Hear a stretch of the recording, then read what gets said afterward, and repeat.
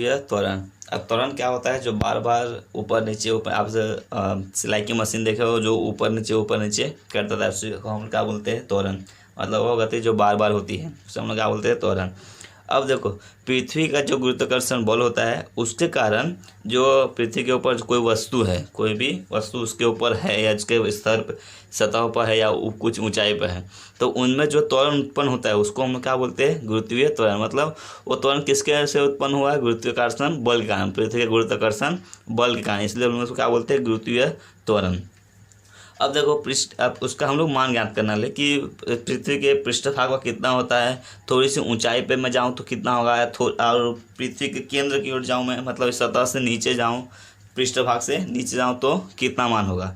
तो मैं सबसे पहले निकालता पृथ्वी के पृष्ठभाग पर जी का मान क्या होता है। तो मैं अब आपको मालूम है न्यूटन का जो वैश्विक गुरुत्वाकर्षण का नियम था, क्या था कि कोई दो अगर वस्तु है, कोई भी दो वस्तु, तो हमेशा एक दूसरे को अपनी ओर आकर्षित करने की कोशिश करेगा। जो कोशिश करता है उनके बीच एक बल लगता है, वो बल का मान क्या निकाले थे हमने? Gm/r का स्क्वायर। ये m एक वस्तु का द्रव्यमान और ये छोटा m दूसरे वस्तु का द्रव्यमान, और g का था ये वैश्विक स्थिरांक था, और r इनके बीच की दूरी।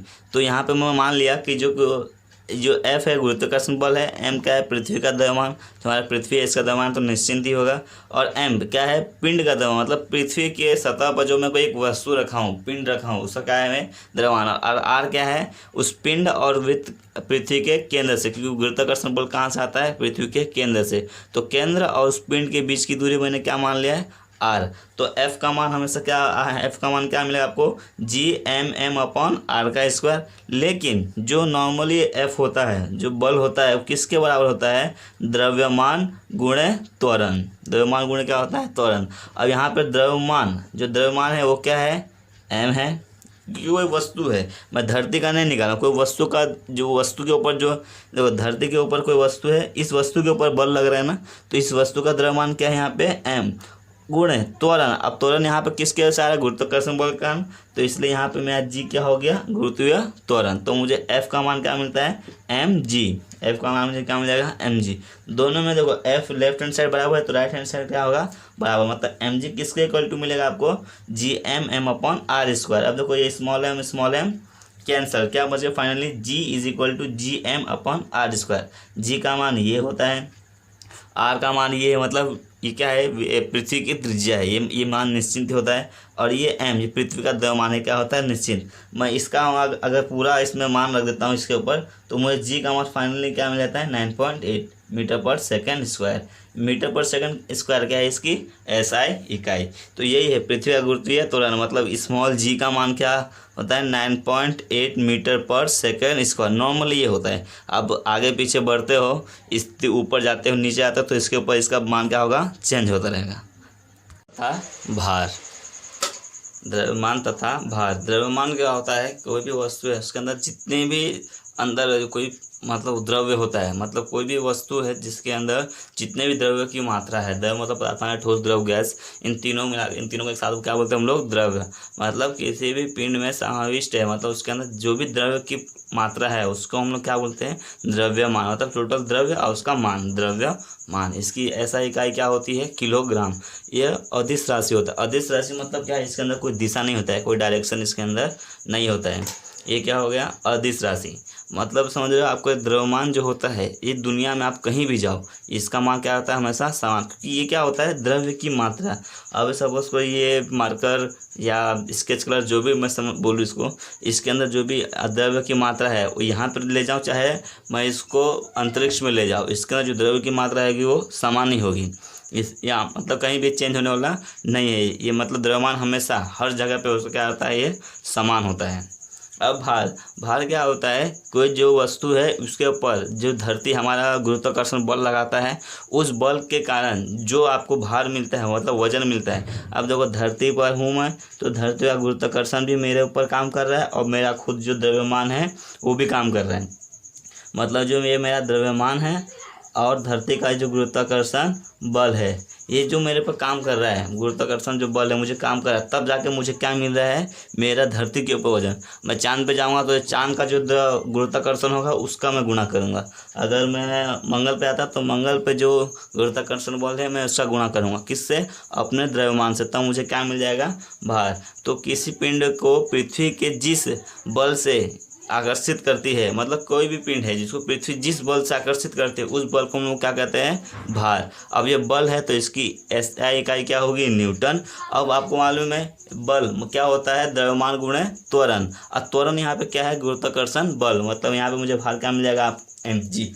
अब देखो जहाँ जहाँ m तो मान हमेशा सेम रहेगा, आप m का मान कहीं भी जाओ, m क्या है यहाँ पे, द्रव्यमान है, m में कहीं पे भी जाओ द्रव्यमान m क्या रहेगा, सेम। लेकिन g का मान चेंज होता रहता है। धरती के ऊपर 9.8 है तो हो सकता है मंगल के ऊपर दूसरा हो, चांद के ऊपर दूसरा हो, तो इसलिए हमारा भार क्या होता है, चेंज होता रहता है। ये क्या है, सदिश राशि, इसके अंदर दिशा होती है। वेग का पलायन वेग, पलायन मतलब समझते हो ना, जाना होता है, क्या होता है, जाना।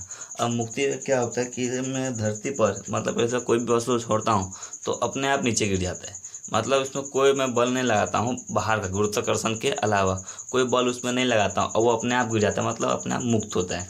उसे हम लोग क्या बोलते हैं, मुक्ति वेग। अब देखो मैं क्या करता हूँ, मैं पृथ्वी पर खड़ा हूँ, किसी वस्तु को ऊपर फेंकता हूँ तो थोड़ा सा ऊपर फेंका तो नीचे आएगा, थोड़ा सा और ज़्यादा तेज़ी में ऊपर फेंका थोड़ा ज़्यादा टाइम लगेगा नीचे आने में, और थोड़ा स्पीड में फेंकूंगा तो और ज़्यादा टाइम लगेगा नीचे आने में। मतलब मैं जितना ज़्यादा वेग से, जितनी ज़्यादा वेग से मैं धरती के पृष्ठभाग से ऊपर फेंकूंगा आसमान की तरफ, वो वस्तु नीचे आने में उतना ही टाइम लगेगा।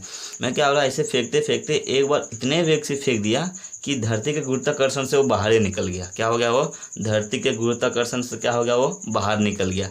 और धरती के गुरुत्वाकर्षण से बाहर निकले तो इसमें कोई वेग काम करेगा नहीं, मतलब क्या है, गुरुत्वाकर्षण से क्या हो गया, वो मुक्त हो गया, मतलब धरती के गुरुत्वाकर्षण से क्या हो गया, वो पलायन कर गया। उसी वेग को हम लोग क्या बोलते हैं, मुक्ति वेग। मतलब जिस वेग से किसी पिंड को मैं पृथ्वी के गुरुत्वाकर्षण बल से मुक्त करता हूँ, मतलब ऐसा जिस वेग से किसी वस्तु पर ऐसा वेग जो मैं किसी वस्तु पर लगाता हूँ और वह उस पृथ्वी के गुरुत्वाकर्षण से मुक्त हो जाता है, उसे हम लोग क्या बोलते हैं, मुक्ति वेग। और उसको हम लोग शो करते हैं VESC, इसको बोलते हैं एस्केप वेलोसिटी, इसलिए हम लोग ESC से दर्शित करते हैं। अब देखो पृथ्वी के पृष्ठभाग पर और एक अनंत दूरी पर मैं क्या करता हूँ, मैं इनका ऊर्जा निकालता हूँ।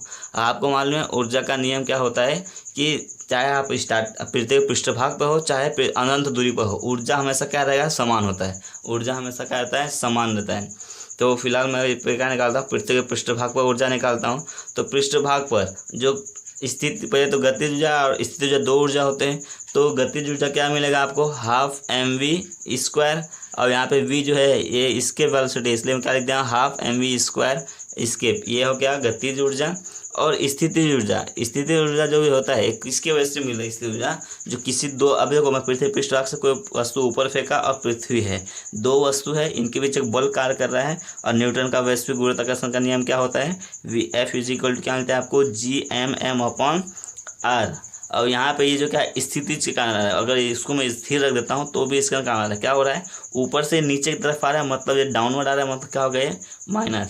तो मुझे यहाँ पे स्थिर ऊर्जा क्या मिलते हैं, -Gmm/r। ये जो r है ये क्या है, ये भी एक F है जो है ऊर्जा है, स्थिति ऊर्जा भी क्या है, एक ऊर्जा है।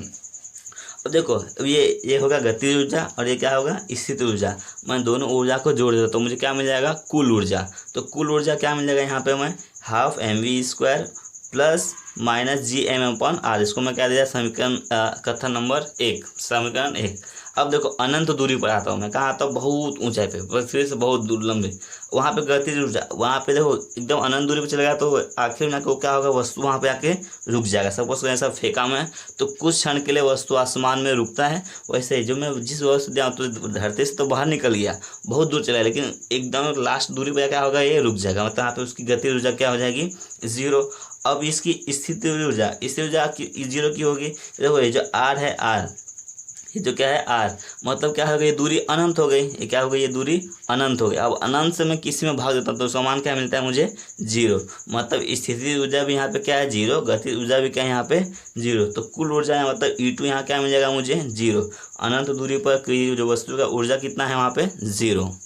अविनाशता के नियम से क्या होगा, E1 किसके इक्वल टू होगा आपको E2 के। E1 का मान क्या है, half mv² is minus GMM/r is equal to. अब E2 का मान क्या निकाला है आपने, 0। ये माइनस इधर आएगा तो क्या हो जाएगा प्लस। अब देखो इसमें से ये m क्या हो जाएगा कैंसिल, और यहाँ पे 2 क्या है भाग में जाएगा तो क्या होगा गुणा। मतलब मुझे क्या मिलेगा यहाँ से v², ये स्केप है किसके इक्वल टू मुझे मिलेगा ये GM/r, और यहाँ पे 2 क्या है नीचे है तो यहाँ क्या जाएगा ऊपर, मतलब 2GM/r। अब यहाँ पे स्क्वायर है तो मैं क्या करता हूँ, दोनों तरफ क्या ले लेता हूँ, मैं वर्गमूल ले लेता हूँ। तो मुझे यहाँ पे v स्केप क्या मिल जाएगा, करने के अंदर 2GM/r। यही सूत्र है, किसका है सूत्र, ये स्केप वेलोसिटी मतलब पलायन वेग, मुक्ति वेग का क्या है, ये पलायन है।